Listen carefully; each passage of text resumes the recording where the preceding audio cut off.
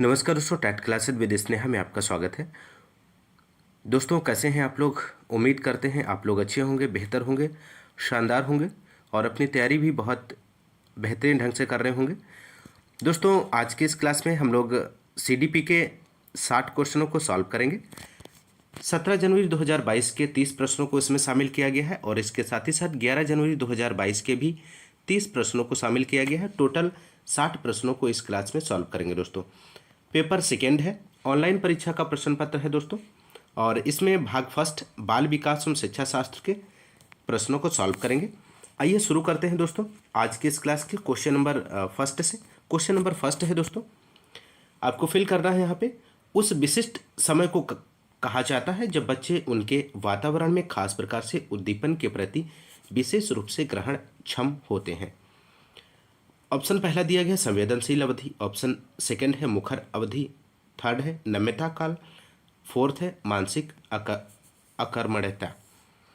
तो यहाँ पे दोस्तों इस क्वेश्चन का राइट आंसर हो जाएगा ऑप्शन फर्स्ट हो जाएगा, संवेदनशील अवधि सही जवाब हो जाएगा।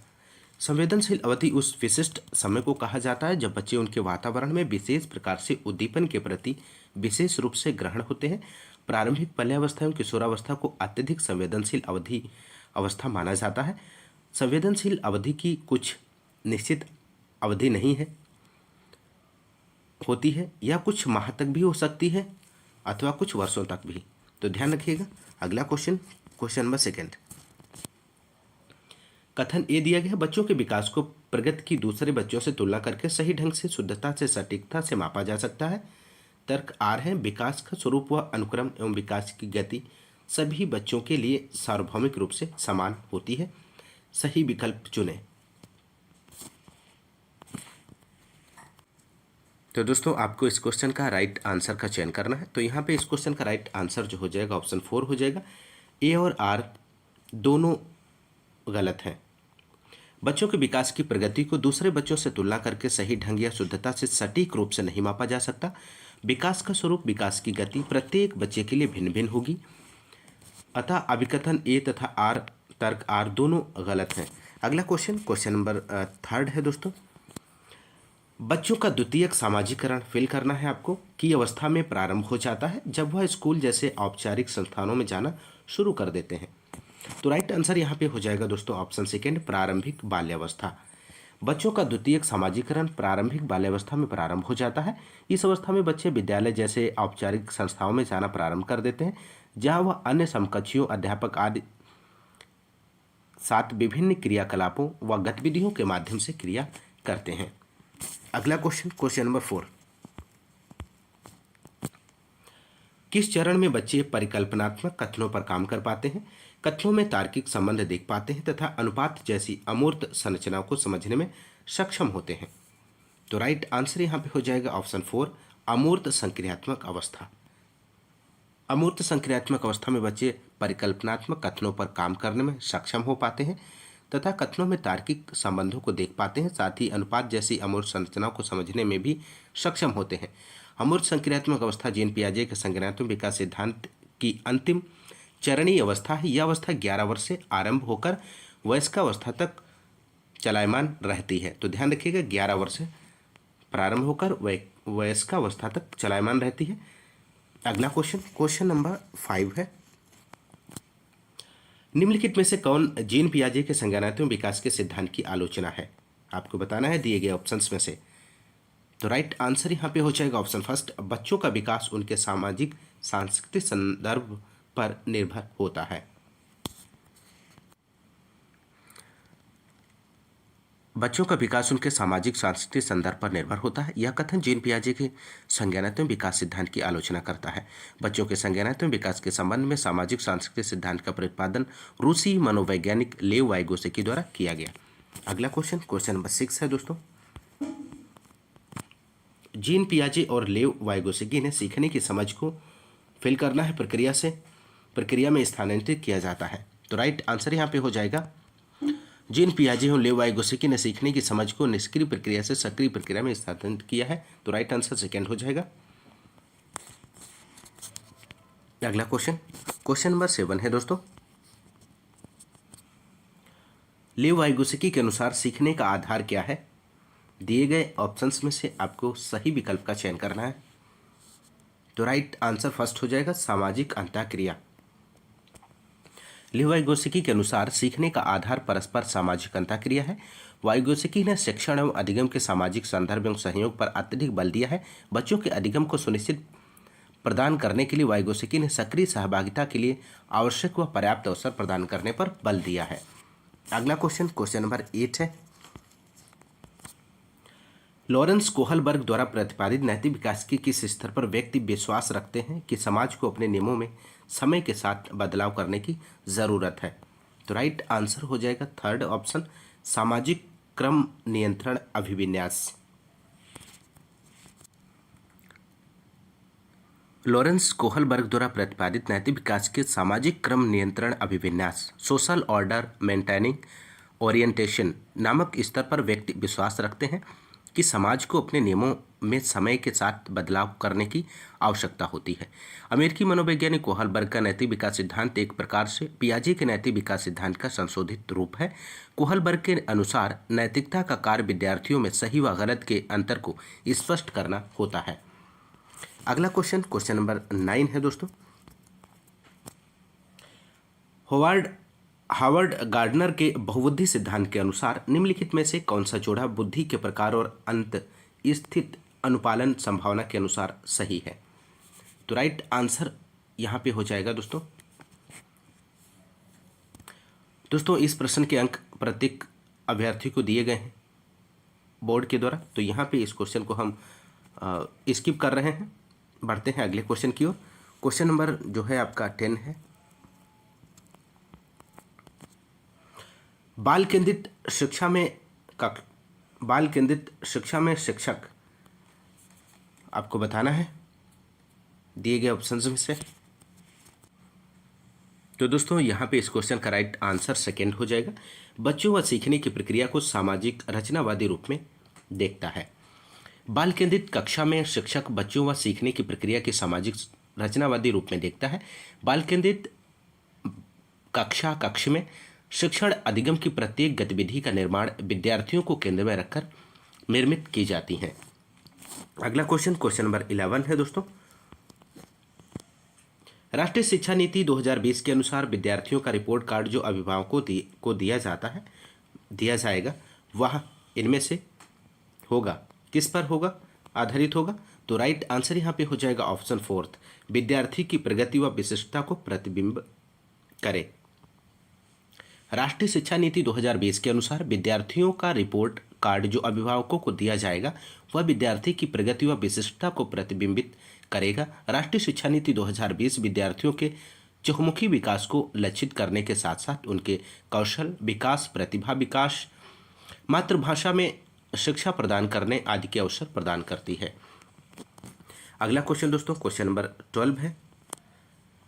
सामाजिक आर्थिक रूप से वंचित समूहों के छात्रों का अवधारणा सुनिश्चित करने के लिए राष्ट्रीय शिक्षा नीति 2020 प्रस्तावित करता है कि पाठ्यचर्या और शिक्षा शास्त्र संलग्न और संदर्भित हो। ऑप्शन 3 यहाँ पे राइट आंसर हो जाएगा। राष्ट्रीय शिक्षा नीति 2020 यह प्रस्तावित करती है कि सामाजिक आर्थिक रूप से वंचित समूहों के विद्यार्थियों का अवधारणा सुनिश्चित करने के लिए पाठ्यचर्या और शिक्षा शास्त्र दोनों आपस में संलग्न एवं संदर्भित होने चाहिए। अगला क्वेश्चन दोस्तों क्वेश्चन नंबर 13 है। लिंग आपको फिल करना है जबकि जेंडर क्या है? तो यहाँ पे इस क्वेश्चन का दोस्तों राइट आंसर हो जाएगा लिंग जैविक है और जबकि जेंडर सामाजिक संरचना है। लिंग एक जैविक संरचना है जबकि इसके विपरीत जेंडर एक सामाजिक संरचना है जिसका निर्माण कृत्रिम रूप से प्रत्यक्ष या अप्रत्यक्ष रूप से समाज द्वारा किया जाता है। अगला क्वेश्चन नंबर 14 है दोस्तों। बच्चों का मूल्यांकन करने के लिए शिक्षकों को निम्नलिखित में से किन तरीकों का प्रयोग करना चाहिए? तो इस क्वेश्चन का दोस्तों राइट आंसर 4 हो जाएगा। पहला, दूसरा, तीसरा, चौथा, ये सभी ऑप्शंस जो हैं आपके राइट हो जाएंगे। शिक्षकों को बच्चों के विविध पहलुओं के विकास के मूल्यांकन के लिए समूह में कार्य, कक्षा, अधिगम प्रक्रिया में भागीदारी, पोर्टफोलियो प्रस्तुतिकरण आदि तरीकों का प्रयोग करना चाहिए। मूल्यांकन का मुख्य उद्देश्य विद्यार्थियों के अधिगम में आने वाली कमियों, कठिनाइयों आदि के कारणों को ज्ञात कर उसका निदान करना होता है, ताकि विद्यार्थियों के संज्ञानात्मक विकास के साथ साथ शारीरिक, मानसिक, संवेगात्मक तथा सामाजिक विकास आदि को सुनिश्चित किया जा सके। अगला क्वेश्चन नंबर 15 है, भाषा व संज्ञानात्मक विकास के बारे में निम्नलिखित में से कौन सा कथन सही है? तो राइट आंसर यहाँ पे हो जाएगा दोस्तों ऑप्शन फर्स्ट, भाषा की संज्ञानात्मक विकास में महत्वपूर्ण भूमिका है। तो भाषा की संज्ञानात्मक विकास में महत्वपूर्ण भूमिका होती है, यह कथन भाषा और संज्ञानात्मक विकास के बारे में सत्य कथन है। अगला क्वेश्चन नंबर 16 है दोस्तों, निम्न में से किसे दिव्यांगजन अधिकार अधिनियम 2016 में बढ़ावा दिया गया है? तो राइट आंसर यहाँ पे फोर्थ ऑप्शन हो जाएगा, जीवन में सभी क्षेत्रों में समानता और गैर भेदभाव। दिव्यांगजन अधिकार अधिनियम 2016 के अंतर्गत जीवन के सभी क्षेत्रों में समानता और गैर भेदभाव को बढ़ावा दिया गया है, ताकि प्रत्येक दिव्यांग समाज की मुख्य विकास धारा में अपनी सहभागिता सुनिश्चित कर सके। क्वेश्चन नंबर 17 है दोस्तों, समावेशी शिक्षा निम्नलिखित में से किसकी जरूरतों को पूरा करने में मदद करती है? महत्वपूर्ण प्रश्न है और समावेशी शिक्षा से आपके क्वेश्चन जरूर पूछे जाते हैं। तो यहाँ पे राइट आंसर फर्स्ट हो जाएगा, प्रत्येक विद्यार्थी की। समावेशी शिक्षा समाज के प्रत्येक वर्ग से आने वाले विद्यार्थियों की आवश्यकताओं को पूरा करने में सहायता करती है। समावेशी शिक्षा के अंतर्गत प्रत्येक विद्यार्थी की मानसिक क्षमताओं के अनुरूप उनके विकास की योजना का निर्माण किया जाता है। समावेशी शिक्षा व्यवस्था के अंतर्गत दिव्यांग, सामान्य, अनुसूचित जाति, जनजाति, प्रतिभाशाली, मंदबुद्धि आदि विद्यार्थियों को एक साथ शिक्षा प्रदान की जाती है। समावेशी शिक्षा विद्यार्थियों के मनोबल को बढ़ाने का कार्य करती है। अगला क्वेश्चन नंबर 19 है दोस्तों, गुणज वैकल्य डिसकैलकुलिया मुख्य रूप से किस कठिनाई से जुड़ी है? तो राइट आंसर यहाँ पे सेकंड हो जाएगा, गणितीय गणना करना, यहाँ पे सही जवाब हो जाएगा। अगला क्वेश्चन नंबर 19, निम्नलिखित में से कौन सा अभ्यास भाषण और भाषा विकारों वाले विद्यार्थियों के सफल समावेशन में बाधा उत्पन्न करेगा? तो राइट आंसर सेकंड हो जाएगा, अभिव्यंजक भाषा कौशल का समर्थन करने के लिए दृश्यों के उपयोग को हतोत्साहित करना, यहाँ पे सही जवाब हो जाएगा। नेक्स्ट क्वेश्चन दोस्तों, क्वेश्चन नंबर 20 है, प्रतिभाशाली विद्यार्थियों की आवश्यकताओं को पूरा करने के लिए शिक्षिका को निम्नलिखित में से किससे बचना चाहिए? तो राइट आंसर थर्ड हो जाएगा, एक आयामी पाठ्यक्रम लागू करना। प्रतिभाशाली विद्यार्थियों की आवश्यकताओं को पूरा करने के लिए एक शिक्षिका को एक आयामी पाठ्यक्रम लागू करने से बचना चाहिए। प्रतिभाशाली विद्यार्थियों की आवश्यकताओं को पूरा करने के लिए शिक्षिका को विद्यार्थियों को स्वतंत्र परियोजनाओं को आगे बढ़ाने की अनुमति देनी चाहिए। पाठ्यचर्या त्वरण के लिए लचीलेपन को अपनाना चाहिए। बहुआयामी पाठ्यक्रम लागू करना चाहिए, साथ ही उत्तेजक संवर्धन वाली गतिविधियां प्रदान करनी चाहिए। अगला क्वेश्चन नंबर 21 है, अभिकथन ये दिया गया, किसी नए संप्रदाय का शिक्षण शुरू करने से पहले एक शिक्षिका को पूर्वापेक्षित ज्ञान की समीक्षा कर लेनी चाहिए। यह विद्यार्थियों को नए संप्रदाय को समझने के लिए आवश्यक जानकारी को ध्यान में लाने में मदद करेगा। कारण आर है, शारीरिक दंड का अभ्यास शिक्षार्थियों के अवांछनीय व्यवहार को सुधारने की रणनीति के रूप में नहीं किया जाना चाहिए। सही विकल्प चुनें। तो राइट आंसर दोस्तों यहाँ पे इस क्वेश्चन का हो जाएगा विकल्प सेकेंड। ए और आर दोनों सही हैं, लेकिन आर सही व्याख्या नहीं है ए की। किसी नए संप्रदाय का शिक्षण शुरू करने से पहले शिक्षिका को पूर्वापेक्षित ज्ञान की समीक्षा कर लेनी चाहिए, क्योंकि ऐसा करना विद्यार्थियों को नए संप्रदायों को समझने के लिए आवश्यक जानकारी को ध्यान में लाने में सहायता करता है। अगला क्वेश्चन नंबर 22, कोई भी अध्यापन जो विषय वस्तु को अपने आप में एक अंत मानता है वो विद्यार्थियों के बीच पैदा कर सकता है।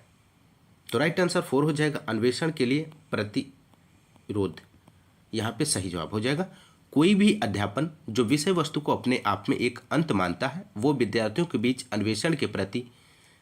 अन्वेषण के लिए प्रतिरोध उत्पन्न कर सकता है। अगला क्वेश्चन नंबर 23, अभिकथन ए है, विद्यार्थियों को विभिन्न अधिगम रणनीतियों का उपयोग कब, कहाँ और क्यों करना, इसके बारे में स्वनियामक ज्ञान सिखाया जाना चाहिए। कारण आर है, एक अधिगम रणनीति को बनाए रखने और उसे नियोजित करने के संभावना बढ़ जाती है यदि विद्यार्थियों को पता है कि इसका उपयोग कब, कहाँ और क्यों करना है। सही विकल्प चुनें। तो राइट आंसर यहाँ पे हो जाएगा दोस्तों फर्स्ट विकल्प राइट आंसर हो जाएगा। ए और आर दोनों सही हैं और आर सही व्याख्या करता है ए की। विद्यार्थियों को विभिन्न अधिगम रणनीतियों का उपयोग कब, कहाँ और क्यों करना है, इसके बारे में एक नियामक ज्ञान सिखाया जाना चाहिए, क्योंकि यदि विद्यार्थियों को पता है कि इसका उपयोग कब, कहाँ और क्यों करना है तो इससे एक अधिगम रणनीति को बनाए रखने और उसे नियोजित करने की संभावना बढ़ जाती है। तो यहाँ पे फर्स्ट ऑप्शन राइट आंसर हो जाएगा। बढ़ते हैं अगले क्वेश्चन की ओर। क्वेश्चन नंबर 24 है दोस्तों, निम्नलिखित में से कौन सा आदि संज्ञानात्मक कौशल का उदाहरण है? दिए गए ऑप्शंस में से राइट आंसर का चयन करना है। तो यहाँ पे राइट आंसर फर्स्ट हो जाएगा, किसी समस्या को हल करने में स्वयं द्वारा प्रयुक्त प्रक्रिया का मूल्यांकन करना। किसी समस्या को हल करने से स्वयं द्वारा प्रयुक्त प्रक्रिया का मूल्यांकन करना आदि संज्ञानात्मक कौशल का उदाहरण प्रस्तुत करता है।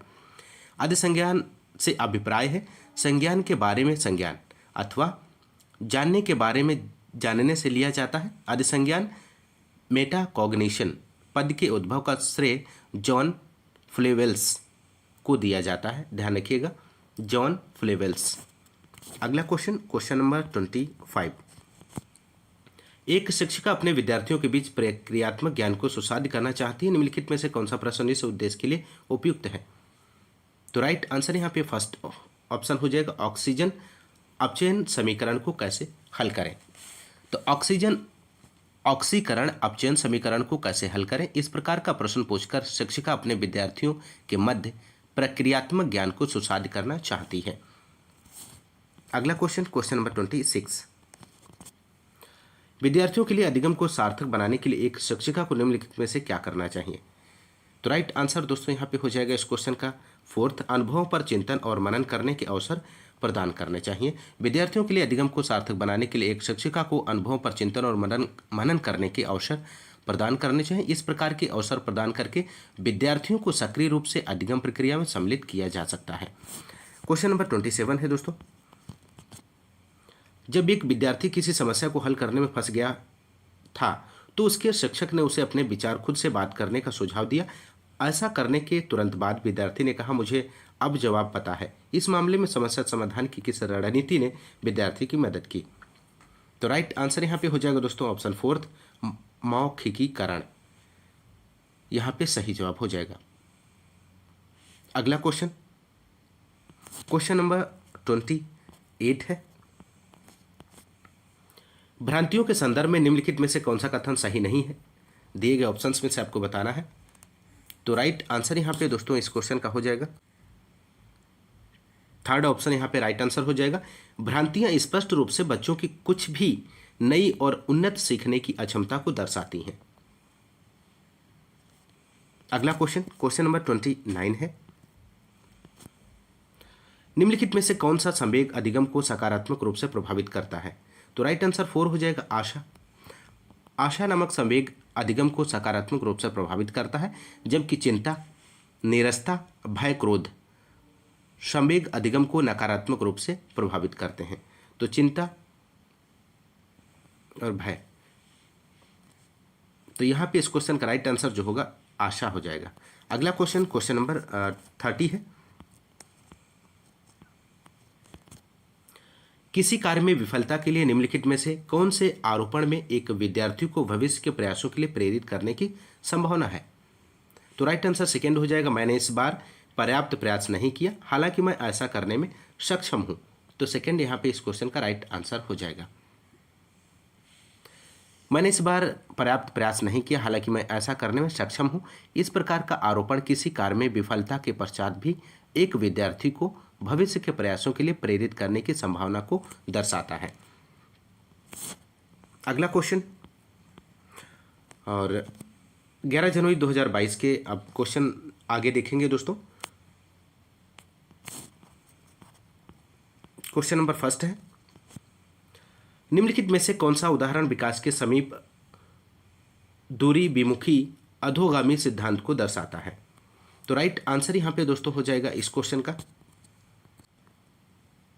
तो दोस्तों यहां पे इस क्वेश्चन का राइट आंसर हो जाएगा सेकंड, बाहों का प्रभावी उपयोग हाथों का उपयोग करने की क्षमता से पहले होता है। ऑप्शन सेकंड यहाँ पे राइट आंसर हो जाएगा। बाहों का प्रभावी उपयोग हाथों का उपयोग करने की क्षमता से पहले होता है। यह उदाहरण विकास के समीप दूरी विमुखी अधोगामी सिद्धांत को दर्शाता है। समीप दूरी विमुखी सिद्धांत प्रोक्सिमो डिस्टल लॉ के अनुसार बालकों में शारीरिक विकास शरीर के केंद्र से उसके छोर की तरफ होता है। इस सिद्धांत के अनुसार पहले पेट या छाती के क्षेत्रों में विकास होता है, उसके पश्चात बाहों में और सबसे अंत में अंगुलियों में विकास होगा। तो अगला क्वेश्चन नंबर सेकेंड है, विकासात्मक परिवर्तन है। आपको बताना है दोस्तों दिए गए ऑप्शंस में से विकासात्मक परिवर्तन क्या होता है। तो राइट आंसर हो जाएगा ऑप्शन फर्स्ट, एक क्रमबद्ध और क्रमिक तरीके से होता है। विकासात्मक परिवर्तन एक क्रमबद्ध व क्रमिक तरीके से पूर्ण होते हैं। अगला क्वेश्चन नंबर थर्ड है, वातावरण व आनुवंशिक कारकों की परस्पर क्रिया किसके लिए जिम्मेदार है। तो राइट आंसर यहाँ पे फोर्थ हो जाएगा, शारीरिक सामाजिक व संज्ञानात्मक विकास। यहाँ पे सही जवाब हो जाएगा। वातावरण व आनुवंशिक कारकों की परस्पर क्रिया शारीरिक सामाजिक व संज्ञानात्मक विकास के लिए पूर्ण रूप से उत्तरदायी होती है। क्वेश्चन नंबर 4 है, बच्चों के सामाजिकरण के संदर्भ में कौन सा कथन सही है दोस्तों, आपको बताना है। तो राइट आंसर यहाँ पे सेकेंड हो जाएगा, मीडिया सामाजिकरण की द्वितीयक संस्था है। यहाँ पे सही जवाब हो जाएगा इस क्वेश्चन का। मीडिया सामाजिकरण की द्वितीयक संस्था है। यह कथन बच्चों के सामाजिकरण के संदर्भ में पूर्णतः सही है। सामाजिकरण की प्रक्रिया के अंतर्गत बच्चा सामाजिक प्रत्याशाओं एवं सामाजिक मानदंडों के अनुसार व्यवहार करना आरंभ कर देता है। सामाजिकरण के पृथक कारक में परिवार, द्वितीय कारक में विद्यालय, साथियों का समूह, आस पड़ोस, जातियों, वर्ग, भाषा, धर्म, मीडिया आदि शामिल है। ध्यान रखिएगा। अगला क्वेश्चन नंबर 5, पियाजे के सिद्धांत में एक समय में किसी वस्तु की केवल एक विशेषता पर ध्यान दे पाने की प्रवृत्ति को क्या कहा जाता है। तो राइट आंसर यहाँ पे हो जाएगा फर्स्ट, केंद्रीयता कहा जाता है। पियाजे के संज्ञानात्मक विकास सिद्धांत में एक समय में किसी वस्तु की केवल एक विशेषता पर ध्यान दे पाने की प्रवृत्ति केंद्रीयता कहलाती है। पियाजे के संज्ञानात्मक विकास सिद्धांत की पूर्व संक्रियात्मक अवस्था का मुख्य गुण केंद्रीकरण का है। बच्चा विचार या सोच में केंद्रीकरण के कारण एक समय में केवल एक स्थिति पर अपना ध्यान केंद्रित करने में सक्षम होता है।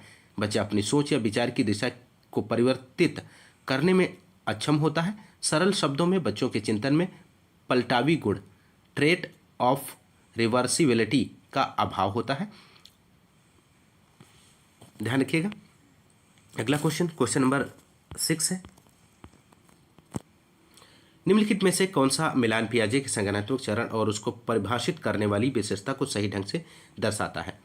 तो राइट आंसर फर्स्ट हो जाएगा, पूर्व संक्रियात्मक अवस्था जीववाद। पूर्व संक्रियात्मक अवस्था जीववाद, यह मिलान पियाजे के संज्ञानात्मक चरण व उसको परिभाषित करने वाली विशेषताओं को सही ढंग से प्रदर्शित करता है। पियाजे ने पूर्व संक्रियात्मक अवस्था प्री ऑपरेशनल स्टेज 2 वर्ष से 7 वर्ष तक मानी है और यह प्रारंभिक अवस्था होती है। पियाजे ने इसे 2 भागों में बांटा है, प्राक संप्रत्यात्मक अवधि और अंतर्दर्शी अवधि। पियाजे ने जीववाद को परिभाषित करते हुए बताया कि जीववाद चिंतन की उस परिसीमा को प्रदर्शित करता है जिसके अंतर्गत बच्चा निर्जीव वस्तुओं को सजीव समझता है। तो इस बात को भी ध्यान रखिएगा, जीववाद। अगला क्वेश्चन नंबर 7 है, लिव वाइगोस्की के अनुसार भौतिक उपकरण जैसे कि आपको फिल करना है और हमारे संज्ञानात्मक विकास में मदद और प्रभावित करते हैं दिए गए ऑप्शंस में से। तो राइट आंसर यहाँ पे थर्ड हो जाएगा, नक्शे, कैलकुलेटर। यहाँ पे सही जवाब हो जाएगा। लिव वाइगोस्की के अनुसार भौतिक उपकरण जैसे कि नक्शे और कैलकुलेटर हमारे संज्ञानात्मक विकास में सहायता करने के साथ साथ उसे प्रभावित भी करते हैं। वाइगोस्की ने बच्चों के संज्ञानात्मक विकास में सामाजिक कारकों, सोशल फैक्टर्स एवं भाषा को महत्वपूर्ण मानते हुए संज्ञानात्मक विकास के सामाजिक सांस्कृतिक विकास का प्रतिपादन किया था। तो राइट आंसर यहाँ पे थर्ड हो जाएगा दोस्तों, ध्यान रखिएगा। बढ़ते हैं अगले क्वेश्चन की ओर। क्वेश्चन नंबर 8 है, लिव वाइगोस्की के विचार में निजी वाक आपको बताना है दिए गए ऑप्शंस में से। तो राइट आंसर फर्स्ट हो जाएगा, एक महत्वपूर्ण सामाजिक कार्य करता है। लिव वाइगोस्की के अनुसार निजी वाक, प्राइवेट स्पीच, एक महत्वपूर्ण सामाजिक कार्य करता है। वाइगोस्की ने बच्चों की भाषा व उनके चिंतन को संज्ञानात्मक विकास में महत्वपूर्ण बताते हुए कहा कि बच्चों द्वारा भाषा का प्रयोग सिर्फ सामाजिक संचार के लिए नहीं किया जाता, अपितु वह भाषा का प्रयोग उपयोग एवं निर्देशन व्यवहार को नियोजित करने के लिए भी करते हैं। बच्चा जब भाषा का उपयोग आत्मनियमन सेल्फ रेगुलेशन के लिए करता है तब इसे निजी संभाषण प्राइवेट स्पीच, आंतरिक संभाषण इनर स्पीच के नाम से जाना जाता है। वाइगोत्स्की ने आरंभिक बाल्यावस्था में भाषा को चिंतन का महत्वपूर्ण साधन माना है। क्वेश्चन नंबर 9 है दोस्तों, निम्नलिखित में से कौन एक प्रगतिशील कक्षा की विशेषता है? आपको बताना है दिए गए ऑप्शंस में से। तो राइट आंसर फर्स्ट हो जाएगा, यहां पे सेकंड है। प्रगतिशील कक्षा विद्यार्थियों को उनके ज्ञान व प्रतिभा कौशलों को विकसित करने, आत्मनिर्भर बनाने व स्वयं करके सीखने की प्रवृत्ति को प्रोत्साहित करती है। प्रगतिशील कक्षा समस्या समाधान एवं आलोचनात्मक चिंतन को बढ़ावा देते हैं। तो यहाँ पे राइट आंसर जो हो जाएगा दोस्तों फर्स्ट ऑप्शन सही हो जाएगा। बढ़ते हैं अगले क्वेश्चन की ओर। क्वेश्चन नंबर यहाँ पे अगला है 10। निम्नलिखित में से कौन कोहलबर्ग के चरणों का उनके अंतर्निहित सिद्धांतों के साथ सही सुमेलित युग्म है? तो राइट आंसर हो जाएगा दोस्तों। तो सेकंड यहाँ पे सही जवाब है अच्छा लड़का अच्छी लड़की अभिविन्यास आदर्श पारस्परिकता, यहाँ पे सही जवाब हो जाएगा। यह युग्म कोहलबर्ग के चरणों का उनके अंतर्निहित सिद्धांतों के साथ सही सुमेलित है। कोहलबर्ग द्वारा प्रतिपादित नैतिक विकास सिद्धांत को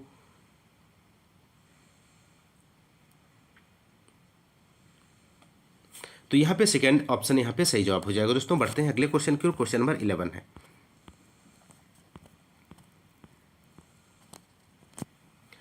बुद्धिमत्ता के समकालीन सिद्धांतों के अनुसार बुद्धि क्या है? दिए गए ऑप्शंस में से आपको सही विकल्प का चयन करना है। तो यहाँ पे राइट आंसर जो हो जाएगा थर्ड हो जाएगा, क्षमताओं का एक समूह है। बुद्धिमत्ता के समकालीन सिद्धांतों के अनुसार बुद्धि क्षमताओं का एक समूह है। बुद्धि से अभिप्राय विभिन्न क्षमताओं के संपूर्ण योग से होता है। बुद्धि किसी एक प्रकार की क्षमता का नहीं अपितु विविध प्रकार की क्षमताओं का एक पूर्ण योग होता है। अगला क्वेश्चन नंबर 12।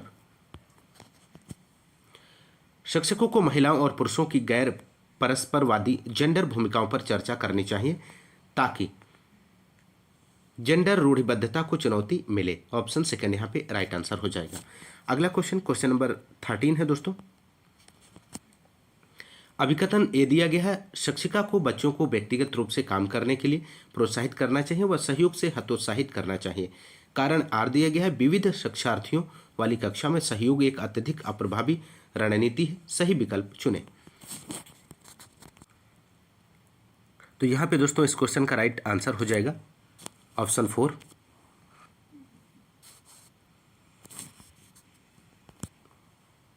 ए और आर दोनों गलत हैं, यहाँ पे सही जवाब हो जाएगा। एक शिक्षिका को बच्चों को सहयोगात्मक रूप में काम करने के लिए प्रोत्साहित करना चाहिए। सहयोगात्मक रूप से कार्य करने से बच्चों में आपसी समझ, सौहार्दता, सहयोग, परस्पर अंतःक्रिया द्वारा कार्य का शीघ्र संपन्न होना आदि संभव होता है। बच्चों में विचारों का आदान प्रदान होता है, उनमें सहिष्णुता का भाव जागृत होता है। विविध विद्यार्थियों वाली कक्षा में सहयोग एवं अत्यधिक प्रभावी रणनीति होती है। तो अभिकथन ए और कारण आर दोनों गलत हैं। तो अगला क्वेश्चन नंबर 14 है दोस्तों। मूल्यांकन के बारे में निम्नलिखित में से कौन सा कथन सही नहीं है? आपको बताना है दिए गए ऑप्शंस में से। तो राइट आंसर फोर्थ हो जाएगा, मूल्यांकन में मानकीकृत उपकरणों के उपयोग पर ध्यान केंद्रित करना चाहिए। नेक्स्ट क्वेश्चन नंबर 15 है। निम्नलिखित में से कौन सा प्रश्न वैचारिक समझ और आलोचनात्मक सोच को बढ़ावा देने का उदाहरण है? तो राइट आंसर थर्ड हो जाएगा, समाज को समावेशी बनाने के लिए क्या उपाय किए जाने चाहिए।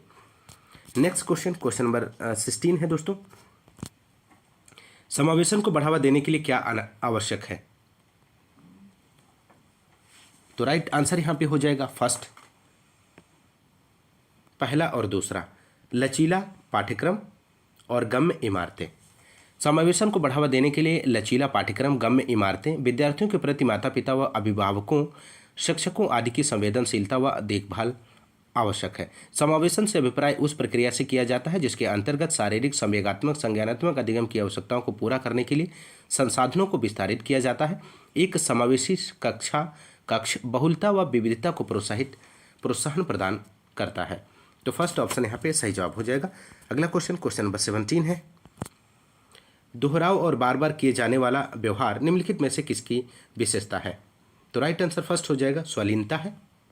ध्यान रखिएगा, दोहराव व बार बार किया जाने वाला व्यवहार स्वालीनता ऑटिज्म की विशेषता को प्रदर्शित करता है।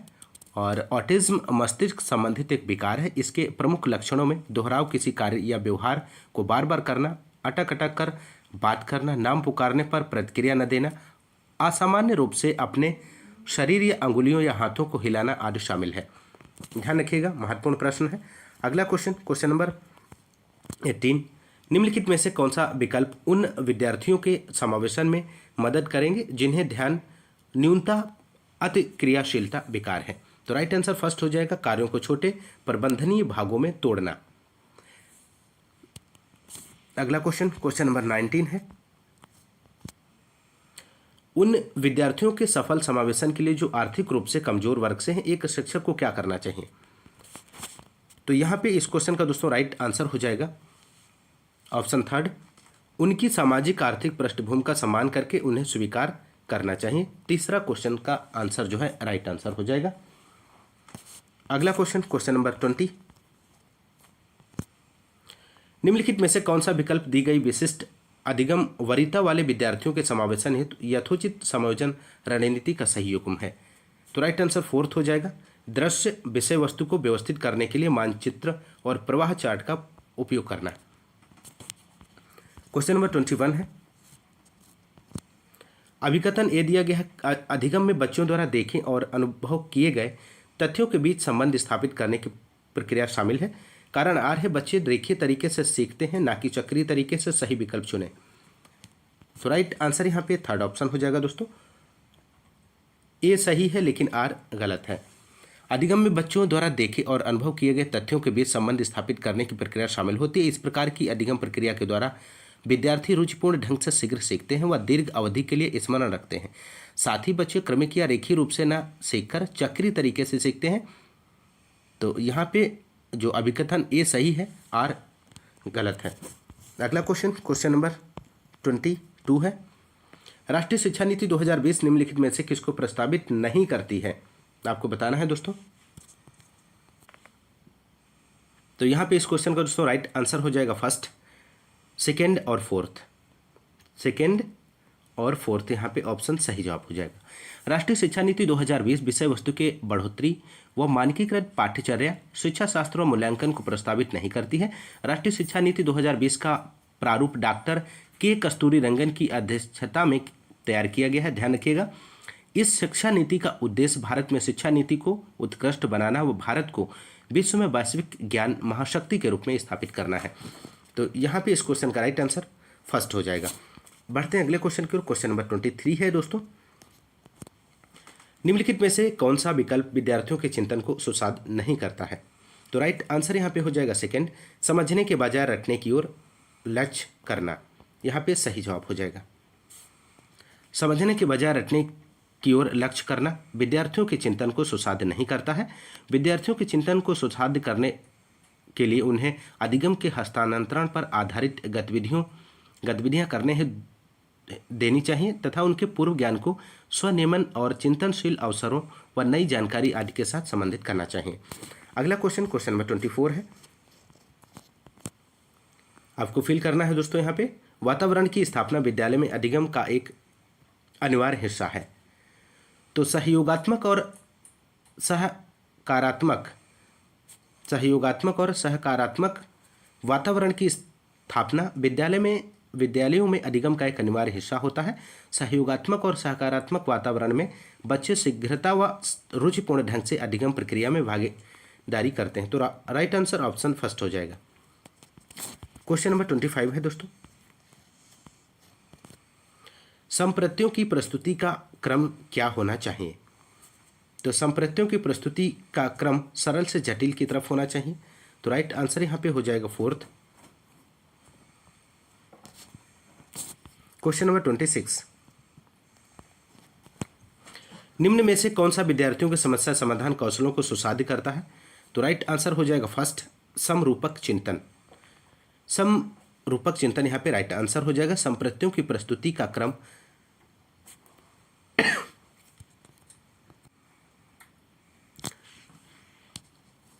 अगला क्वेश्चन दोस्तों, क्वेश्चन नंबर 27। विद्यार्थियों द्वारा की गई त्रुटियों पर प्रतिक्रिया देने का कौन सा तरीका संरचनात्मक है? तो यहाँ पे इस क्वेश्चन का दोस्तों राइट आंसर सेकेंड हो जाएगा, संकेत और इशारा देकर विद्यार्थियों को अपनी त्रुटियां खुद खोजने में मदद करना। Next question, question number 28। कभी कभार व्यक्ति की सामाजिक अस्मिता पर आधारित रूढ़िवाद विद्यार्थियों में असमानताओं की मान्यता पैदा कर देता है। इस तरह ने नकारात्मक रूढ़िवादों का प्रभाव कम करने के लिए शिक्षिका को क्या करना चाहिए? तो राइट आंसर यहाँ पे हो जाएगा ऑप्शन थर्ड, इस बात पर बल देना कि अधिगम प्रयास पर प्रभावी रूप से निर्भर है। थर्ड ऑप्शन यहाँ पे राइट आंसर हो जाएगा। Next question, question number 29। एक विद्यार्थी परीक्षा में अंतिम स्थान पर आने से बचने के लिए अध्ययन कर रहा है, यह किस तरह के लक्ष्य का उदाहरण है? तो राइट आंसर फोर्थ हो जाएगा, परिहार उन्मुख प्रदर्शन लक्ष्य। एक विद्यार्थी जो परीक्षा में अंतिम स्थान पर आने से बचने के लिए अध्ययन कर रहा है, वह परिहार उन्मुख प्रदर्शन लक्ष्य के लक्ष्य का उदाहरण प्रस्तुत करता है। अगला क्वेश्चन, क्वेश्चन नंबर 30 और अंतिम क्वेश्चन है। अभिकथन ए, प्रभावी शिक्षण अधिगम प्रक्रिया के लिए विद्यालय और सामुदायिक जीवन को किसी भी तरह से नहीं जोड़ा जाना चाहिए। कारण आर है, विद्यालय और समुदाय को जोड़ने से विद्यार्थियों की सामाजिक भागीदारी के अवसर सीमित हो जाते हैं। सही विकल्प चुनें। तो यहाँ पे इस क्वेश्चन का दोस्तों आपको सही जवाब देना है। तो राइट आंसर यहाँ पे फोर्थ हो जाएगा, ऑप्शन ए और आर दोनों गलत हैं। प्रभावी शिक्षण अधिगम प्रक्रिया के लिए विद्यालयी ज्ञान और सामुदायिक जीवन को आपस में संबंध करके पढ़ाया जाना चाहिए। इस तरह विद्यालय और समुदाय को आपस में संबंधित करने से विद्यार्थियों की सामाजिक भागीदारी के अवसरों में वृद्धि होती है। तो दोस्तों ये रहे आपके 60 क्वेश्चंस जो कि आपके प्रीवियस ईयर सीटेट के पेपर में पूछे गए थे। तो दोस्तों आप लोग ज़्यादा से ज़्यादा क्लास को लाइक और शेयर करें दोस्तों, और मिलते हैं नेक्स्ट क्लास में। तब तक के लिए नमस्कार, जय हिंद, धन्यवाद।